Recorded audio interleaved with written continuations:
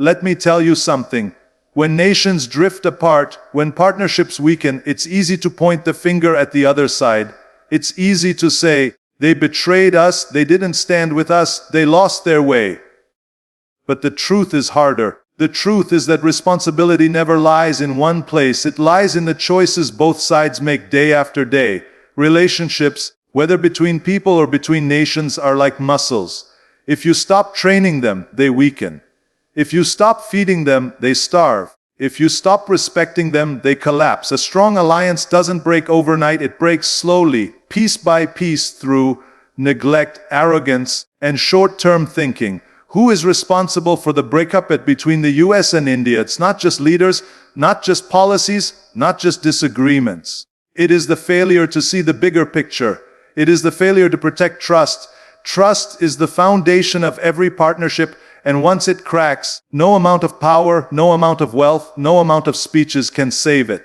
Trust is the foundation of every alliance, every partnership, every bond that claims to hold strength over time. When we talk about nations, trust becomes even more critical because it is not simply about individuals but about entire populations, economies, and futures being tied together. Between great nations, the stakes are enormous, and the cost of broken trust is felt not only by leaders but by millions of ordinary people whose lives are shaped by those decisions. Trust is the first casualty in any breakup, and once it is gone, the alliance begins to bleed slowly until there is nothing left to hold on to. Without trust, even the most powerful military, the greatest trade deals, or the most inspiring speeches cannot keep two nations standing side by side.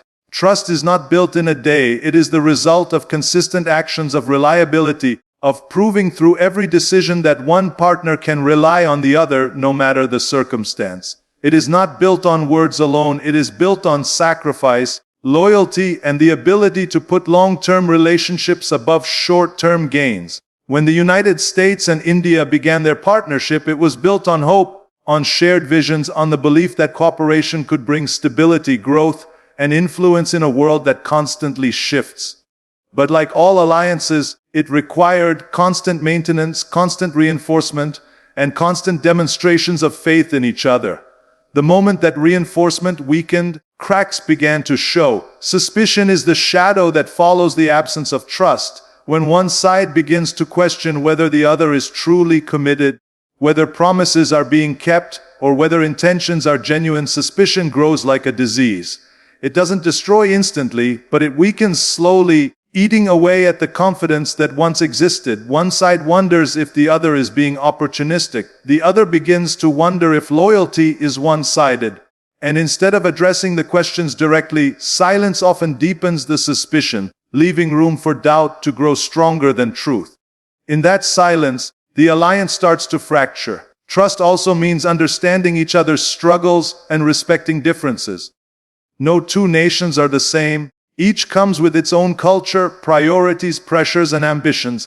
A true partnership recognizes those differences and works to complement them, not exploit them. But when differences are seen as weaknesses to be manipulated rather than strengths to be respected, trust is replaced by competition and rivalry. What was once a bond of cooperation becomes a contest of dominance, and soon the partnership is no longer about standing together, but about who holds more control. That is when the casualty of trust becomes permanent. The responsibility for trust lies on both sides.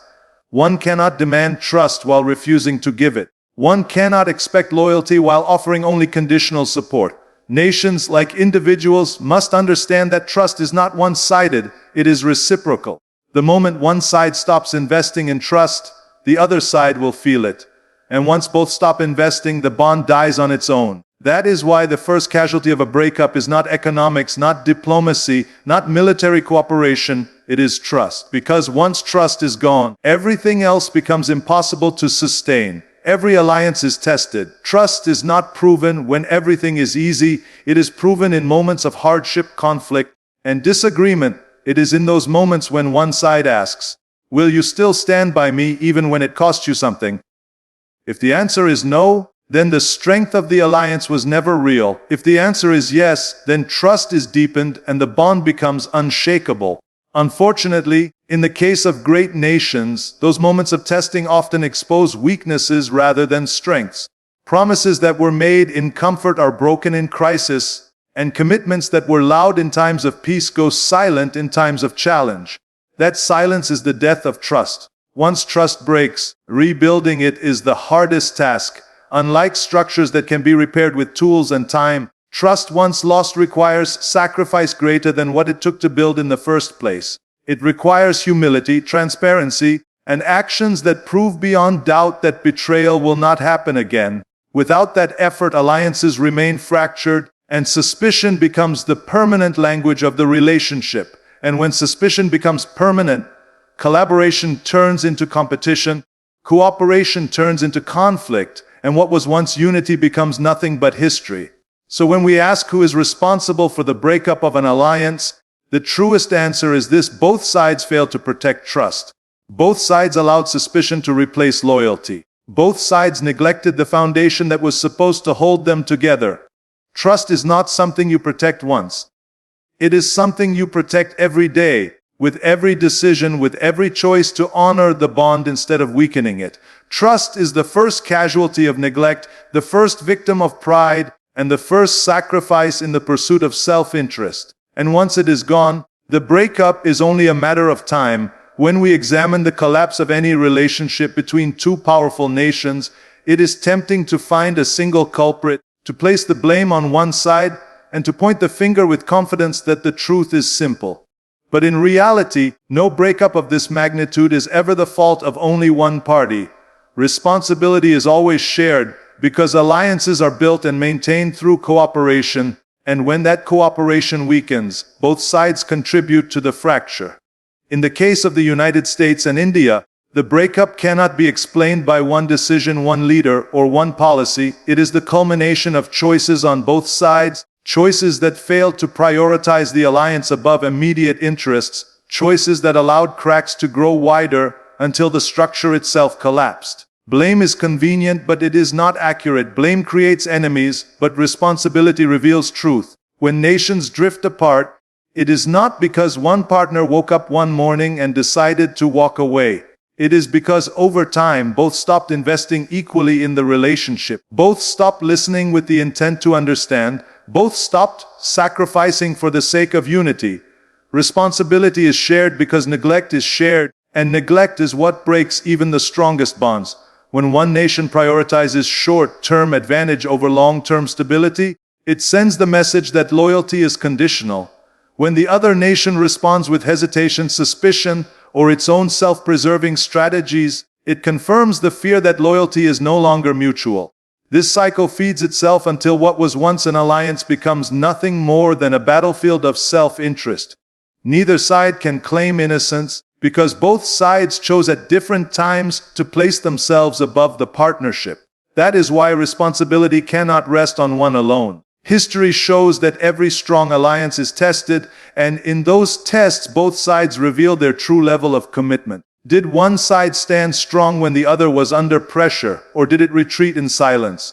Did one side offer genuine support when the other faced obstacles, or did it use the weakness as an opportunity to advance its own goals? The answers to these questions determine not only the strength of the alliance, but also the weight of responsibility when it fails. If both partners fail to rise in these moments, then both must carry the responsibility for the collapse. It is also important to remember that alliances are not just contracts between governments, they are living systems influenced by public opinion, economic forces, cultural exchanges, and shared values. When those values drift apart, when public opinion in both nations begins to question the partnership, when economic policies conflict, then responsibility expands beyond leaders alone. It becomes collective. Citizens, media, policymakers, and diplomats all play a role in sustaining or weakening the relationship. No single hand controls it completely, which is why no single hand can carry all the blame. Another layer of shared responsibility lies in communication. Misunderstandings, lack of transparency, and failure to address grievances in time always accelerate the breakdown of trust.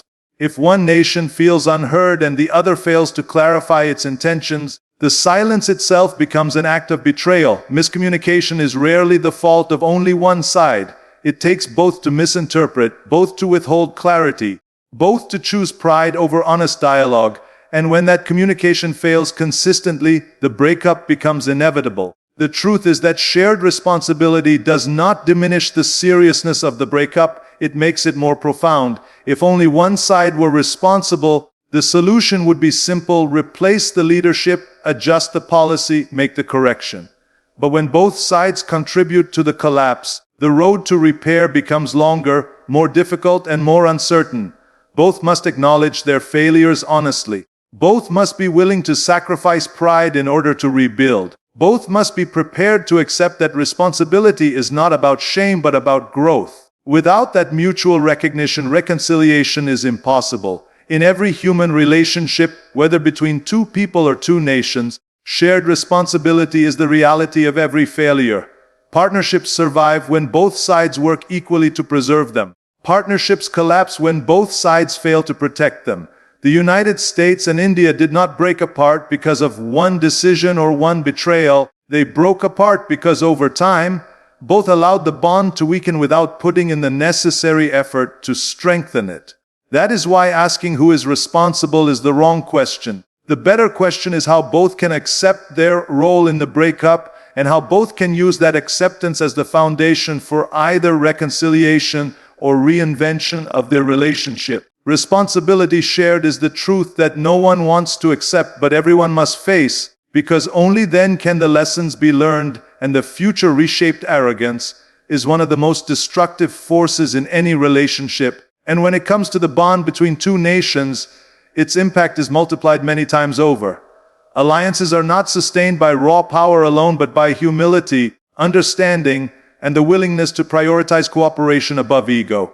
When arrogance takes root, it blinds leaders, it blinds policymakers, and it blinds entire nations into believing they are self-sufficient, invincible, and no longer in need of the partnership that once gave them strength. This is how even the strongest bonds collapse, not because of external enemies or sudden disasters, but because pride becomes greater than purpose and the alliance is sacrificed on the altar of superiority. Arrogance often begins subtly, disguised as confidence. A nation that experiences rapid growth in its economy, its military, or its global influence begins to believe that it can now dictate terms instead of negotiate them. It begins to see the alliance not as a partnership of equals but as a ladder that it has already climbed, no longer necessary for its future progress. This shift in perception is deadly because it transforms cooperation into competition. Instead of asking, "How can we grow stronger together?" the question becomes, "How can I grow stronger alone, even if it weakens you?" That single change in mindset poisons trust and opens the door to rivalry. The United States and India both carry histories of ambition, resilience, and determination. Both nations pride themselves on independence and strength, qualities that are admirable but dangerous when they evolve into arrogance. For the United States, a long-standing image of global dominance can sometimes lead to the expectation that allies should follow without question, that alignment with its vision is not optional but mandatory. For India, a rising power with a rich civilization and growing influence, the temptation is to prove that it no longer needs validation or support from anyone, that it can stand alone as a global force. When these attitudes collide, humility vanishes, and with it the willingness to compromise. Arrogance destroys partnerships because it dismisses the very foundation of an alliance: mutual respect. Mutual respect requires each side to recognize the other's value, to appreciate its strengths, and to understand that cooperation is not about domination but about complementing one another. When arrogance replaces respect, the language of cooperation is replaced with the language of command, and no nation, no matter how loyal, will tolerate being treated as inferior. This is why arrogance is so destructive. It does not merely create tension, it insults dignity, and dignity once wounded rarely heals. The danger of arrogance is that it also blinds leaders to the real threats outside the alliance. When nations are too busy competing with one another for dominance within their own relationship, they fail to notice the enemies that are watching and waiting for division to create weakness. Instead of standing united against external challenges, they expend their energy proving superiority over one another. This is exactly what those enemies hope for, because nothing makes a nation more vulnerable than arrogance that blinds it to reality. Another way arrogance destroys partnerships is by silencing honest communication. Humility allows one side to admit mistakes, to apologize, to ask for understanding. Arrogance, on the other hand, demands to always be right, to never admit fault, to never compromise. When both sides cling to their pride in this way, dialogue becomes a battleground instead of a bridge. Words are no longer tools of understanding, but weapons of defense, and every conversation becomes a struggle for dominance instead of a search for solutions. The result is predictable: resentment grows, misunderstandings multiply, and the bond slowly unravels. Arrogance also leads to impatience with the natural challenges of any alliance. Nations have different interests, different timelines, different cultural priorities. Humility understands that adjustments and sacrifices are necessary, that patience is required for unity. But arrogance demands instant agreement, instant alignment, and when that does not happen, it views the partner as weak, unreliable, or even unworthy. This impatience breeds frustration, and frustration breeds disengagement. Soon one side begins to withdraw, and the other interprets that withdrawal as betrayal. In truth, it was arrogance all along that made patience impossible and compromise unacceptable. History has shown time and again that great alliances do not fall because of external enemies, but because of the pride of those within. Empires collapse not because of the strength of their adversaries, but because of arrogance that convinces them they cannot fall. The same principle applies to nations in partnership. The United States and India could have built an unshakable bond, a union of strength that would shape the future of the world. But arrogance on both sides, the unwillingness to fully respect and yield where necessary, turned that potential into tension and finally into separation. The lesson is clear: arrogance is a poison. It may taste sweet at first, filling a nation with pride and confidence, but it corrodes the very structure of the alliance from the inside out. The stronger a nation believes itself to be, the greater the danger when that strength transforms into superiority. Because no matter how powerful a nation becomes, it will always face challenges it cannot overcome alone, and it will always need allies it can trust. Arrogance destroys this possibility and replaces unity with isolation, leaving even the strongest nations weaker than they imagine. Neglect is one of the most silent yet powerful forces of destruction in any alliance, and unlike open conflict, it does not announce itself with noise or violence. It works quietly, gradually weakening the bond until there is little left to hold on to. When two nations build an alliance, it is not enough to sign agreements or make promises. Those commitments must be nurtured, renewed, and reinforced consistently. Without attention, without effort, the relationship begins to wither. Neglect is far more dangerous than open conflict, because at least in conflict there is engagement, there is a struggle to be heard, there is a sign that the relationship still matters. Neglect, on the other hand, signals indifference, and indifference is the true enemy of loyalty. Every partnership, whether between individuals or nations, requires investment. Investment in time, in energy, in trust, in shared sacrifice. When one side begins to withdraw from that investment, even slightly, the other side notices. It might begin with missed opportunities to communicate, with delays in honoring commitments, with half-hearted participation in joint projects. These small acts of neglect do not seem catastrophic in the moment, but they add up. They create frustration, then disappointment, then disillusionment. Soon the partner who feels neglected begins to wonder if the alliance still matters, if the promises still mean anything, and that doubt becomes the seed of division. Neglect is also dangerous because it is often unintentional. Nations may become distracted by their internal issues, by other global priorities, or by the constant noise of competing responsibilities. In those moments, the alliance takes a back seat. Leaders may assume that the relationship is strong enough to survive on its own, that it does not need constant attention. But just like a fire that dies without fuel, an alliance cannot survive without continuous reinforcement. Assuming that the bond will maintain itself without care is the greatest mistake any nation can make. Because relationships never remain static, They either grow stronger through effort or weaker through neglect. The United States and India both faced moments where neglect crept in. For one, the demands of global leadership, conflicts in other regions, and domestic struggles shifted focus away from nurturing the alliance. For the other, the desire to assert independence, to diversify partnerships, and to prioritize national agendas sometimes overshadowed the responsibility to keep the alliance at the center. Neither side may have intended to weaken the relationship, but neglect does not require intention, it only requires absence. And absence is felt as deeply as betrayal. Neglect also opens the door for misunderstanding. When communication is irregular, when dialogue is not prioritized, the space between nations fills with assumptions, rumors, and suspicions. In that vacuum, narratives are shaped by those outside the alliance who have no interest in its survival.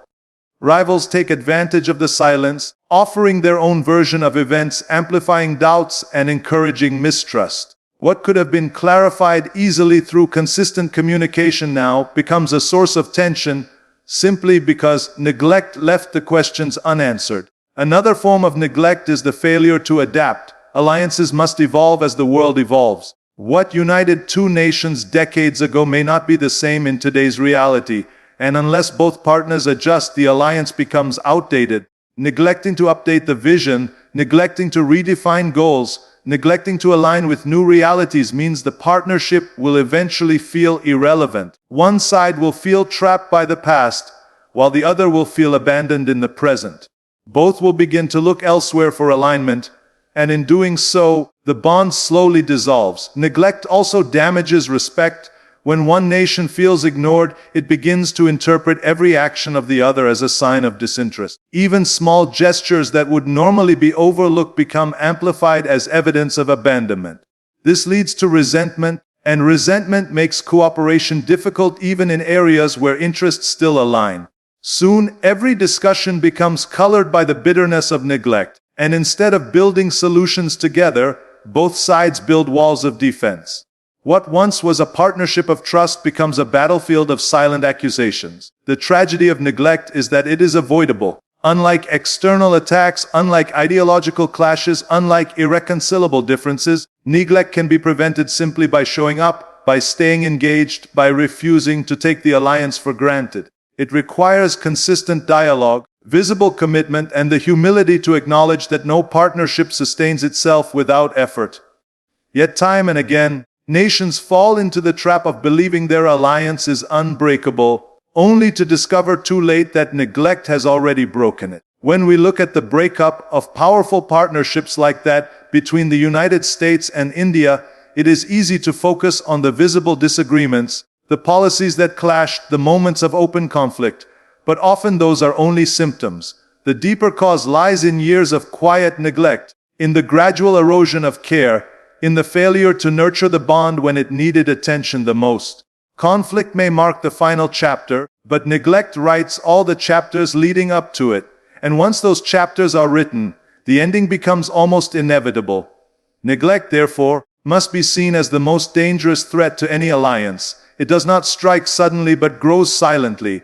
It does not scream but whispers, and those whispers are often ignored until the silence becomes deafening.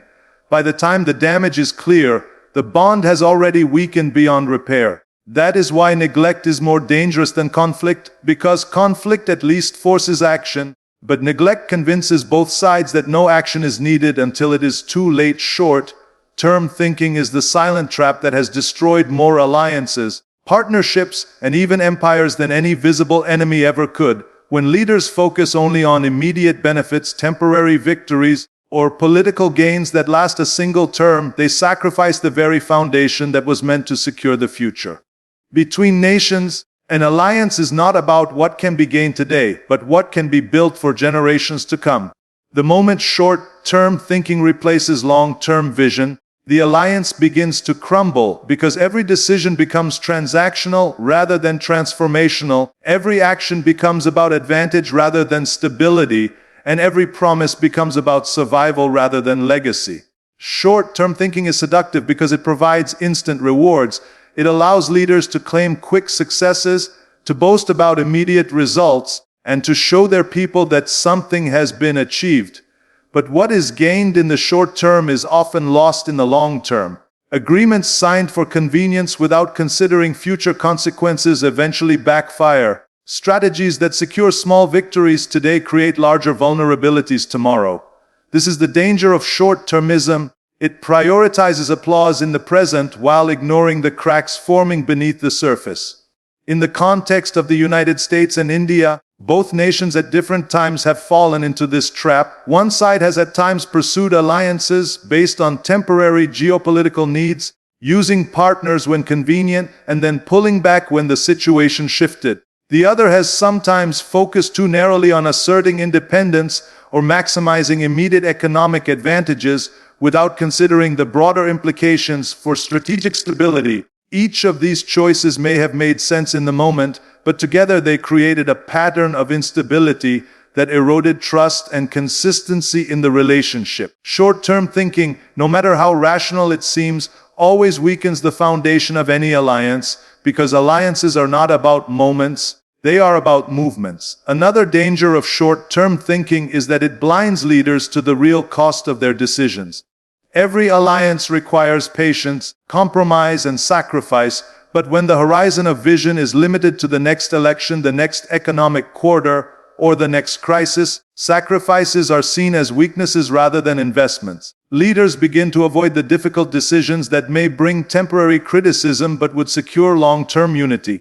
Instead, they choose the easy decisions that win temporary approval but corrode the strength of the alliance over time. This is why short-term thinking is so destructive. It replaces courage with convenience. Short-termism also creates inconsistency, and inconsistency kills trust. An ally that is reliable today but unpredictable tomorrow is not an ally that can be depended upon. Trust requires stability, but stability cannot exist when decisions change with every shift in circumstance. Short-term thinking makes loyalty conditional. It says, I will stand with you as long as it benefits me immediately. Instead of saying, I will stand with you because our futures are tied together, this conditional loyalty eventually convinces the other side that the partnership is not worth relying on. And once that belief takes root, the alliance becomes nothing more than a fragile arrangement ready to collapse under the smallest pressure. Short-term thinking also breeds competition instead of collaboration. When nations think only of immediate gains, they begin to view one another not as partners but as obstacles standing in the way of their quick success. Economic policies become self-centered, trade becomes a tool of dominance rather than cooperation, and diplomatic gestures become performances rather than genuine commitments. Soon, both sides are focused not on building together but on outmaneuvering one another. This mindset destroys the very essence of an alliance, because alliances are not meant to be competitions for advantage, but partnerships for collective progress. The most tragic effect of short-term thinking is that it robs future generations of the benefits they could have inherited. Leaders who think only of today build nothing lasting. They pass on to the future only the consequences of their negligence. What could have been a legacy of unity, cooperation, and shared power becomes a story of mistrust, conflict, and missed opportunities. The future pays the price for the short-sightedness of the present. This is why true visionaries are remembered. They dared to sacrifice temporary comfort for enduring stability. Those who surrendered to short-term thinking are forgotten, except as examples of failure. For the United States and India, the choice has always been between a partnership that could shape the global order for decades, or a fragile arrangement that breaks under pressure because leaders chose temporary advantage over permanent strength. The breakup is not the result of one dramatic event, but of countless small decisions where the long-term good was sacrificed for the short-term gain. Each time that choice was made, the alliance lost a piece of itself, until finally there was little left to hold it together. Short-term thinking is the enemy of vision, and vision is the lifeblood of every alliance. Without vision, every nation turns inward, every decision becomes reactive, and every partnership becomes disposable. But alliances built on vision, on the understanding that unity creates power greater than what either side could achieve alone, survive storms, endure conflicts, and outlast the pride of individual leaders. Short-term thinking ensures fragility, long-term vision ensures endurance. The collapse of partnerships is rarely about the impossibility of unity, it is almost always about the failure of imagination, the failure of leadership to see beyond the horizon, and the failure to value the future over the fleeting comfort of the present. The breakup of any great alliance is not the final chapter, but rather a signal, a warning that something fundamental has gone wrong in the way the relationship has been handled. When two powerful nations that once stood together find themselves drifting apart, it is tempting to declare the story finished, to say that the partnership is dead and cannot be restored. But that view misunderstands the nature of history. Breakups are not always ends. Sometimes they are the moments of awakening that force both sides to confront their mistakes and decide whether they have the courage to repair what was broken. A breakup is a warning light on the dashboard, not the destruction of the entire engine. It reveals that trust has been neglected, pride has grown unchecked, and vision has been lost. But it also offers the chance to correct those failures before the damage becomes permanent. The danger of ignoring this warning is that both nations become vulnerable. When allies drift apart, it is not simply a matter of two nations losing a friend. It is a matter of creating space for rivals to move in, for adversaries to exploit division, for the balance of power to shift. A breakup is therefore not just about separation.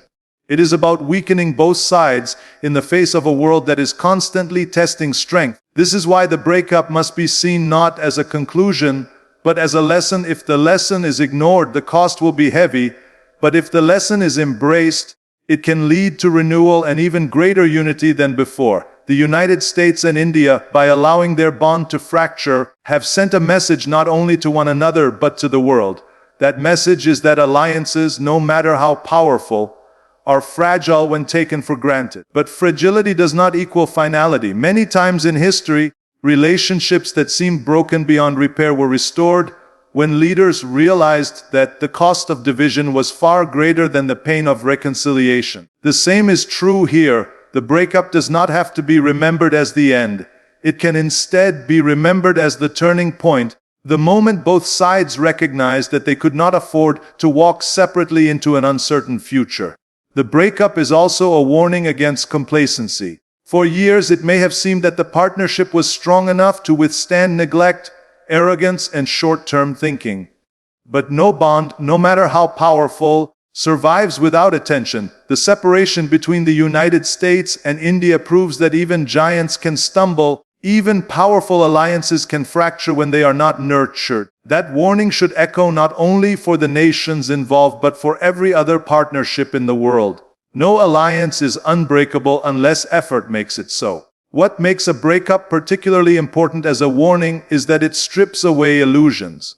As long as the alliance seemed intact, both sides could hide behind the image of unity while ignoring the reality of cracks beneath the surface. Once the breakup occurs, those illusions are shattered, and the truth is revealed for all to see. The disagreements, the lack of trust, the selfishness, all of it becomes undeniable. And in that moment of clarity, each nation is forced to confront itself honestly. This confrontation is painful, but it is also necessary, because without acknowledging the failures, there can be no progress. Another dimension of the breakup as a warning is that it forces a reevaluation of priorities. When two nations separate, they must ask themselves whether the goals they are pursuing alone are truly more valuable than the strength they once shared together.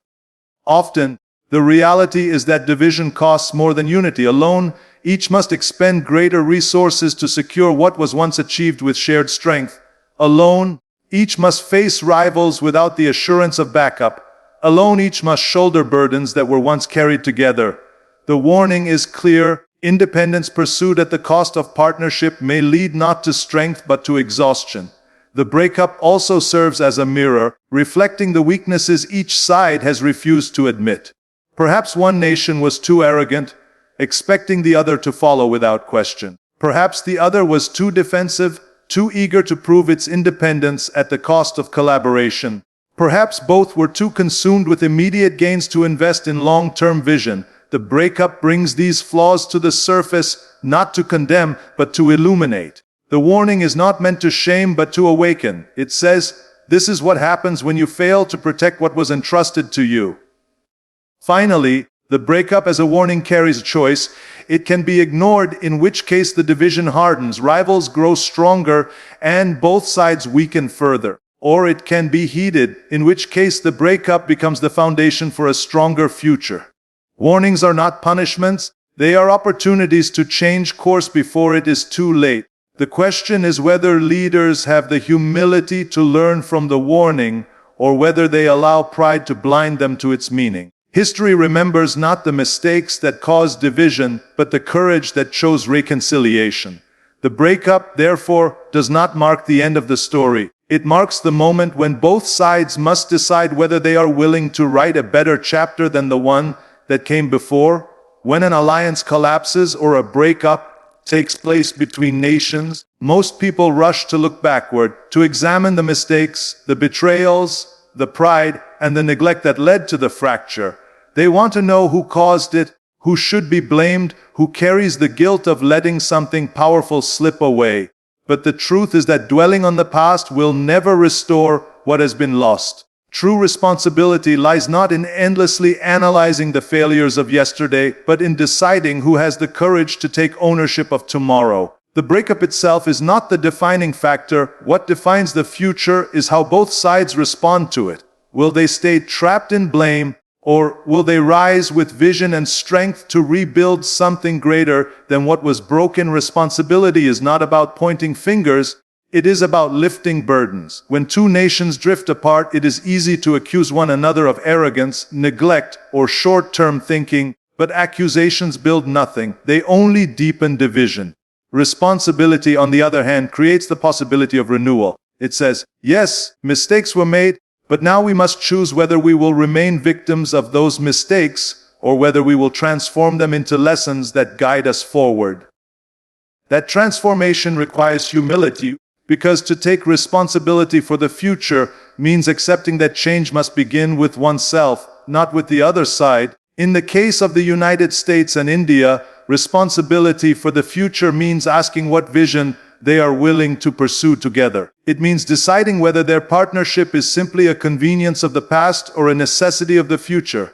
The world is too interconnected, too volatile, and too full of competing powers for either nation to imagine that it can stand completely alone. Responsibility, therefore, is not only about repairing trust, but about recognizing the larger truth that their destinies are linked whether they like it or not. The question is not whether mistakes were made, but whether there is the will to rise above those mistakes and create a stronger alliance than before. Taking responsibility for the future also requires courage. It is always easier to stay in the comfort of anger and resentment than it is to step into the discomfort of reconciliation. Anger demands nothing but the repetition of blame, while reconciliation demands action, sacrifice, and humility. Responsibility is not about who shouts the loudest about what went wrong. It is about who is willing to quietly and consistently do the hard work of making it right. That work is often thankless, often misunderstood, and often resisted by those who prefer the simplicity of division. But it is the only path to a future where unity is stronger than separation. Responsibility also means creating a vision that is larger than the pain of the breakup. Nations must decide what they want to achieve together that they cannot achieve apart. If that vision is clear enough and compelling enough, then the sacrifices required to rebuild trust will no longer feel like burdens but like investments. Without vision, responsibility feels heavy. With vision, responsibility feels purposeful. The past can only offer lessons, but the future offers possibility, and responsibility is the bridge between the two. Another truth about responsibility is that it cannot be delayed. The longer both sides remain trapped in debates about who was at fault, the more the division hardens and the more opportunities are lost. Rivals take advantage of hesitation.